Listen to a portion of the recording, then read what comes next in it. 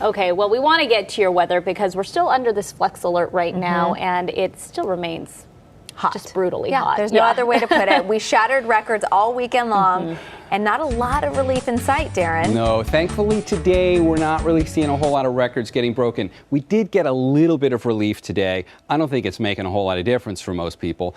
There are some bright spots here. There's enough of an onshore influence that places like LAX or near the beaches, you're in the mid-80s today. I know that's pretty hot for these places. We'd consider them anyway, but it could be hotter here. We're getting a nice little onshore influence, and everybody else has reaped the benefits of that as well, because the temperatures in general are a little lower than they were over the weekend, but they're going to go back up as we get to the middle of the week. And I want to spend most of this visit talking about that chance of rain over the weekend, but there's your 84 right now for LAX. If we take a look at where we're going for morning lows tomorrow, we start out fairly warm, mid to upper 70s for a lot of places. Daytime highs tomorrow come up maybe a degree or two for where we are today. I don't think you notice a whole lot of difference here. So however your Labor Day went, looked, and felt, Tuesday is going to be pretty similar to that. Wednesday and Thursday are going to get a little hotter.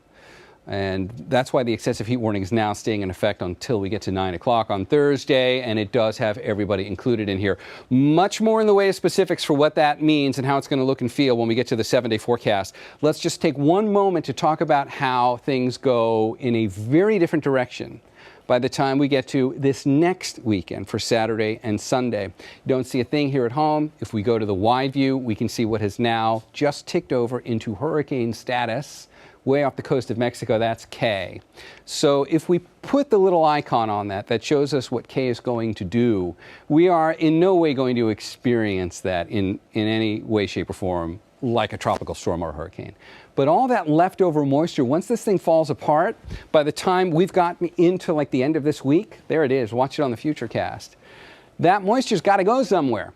And it's going to get left right off the coast of Southern California, and it just kind of drifts right through. Now, that was kind of fast, and we're kind of taking a look at the wide view, and I think that's really the only way we can do that right now with this, because it's such a unique setup, and it is so rare that we get widespread rain in Southern California from a hurricane, even 4 days out, which is pretty close.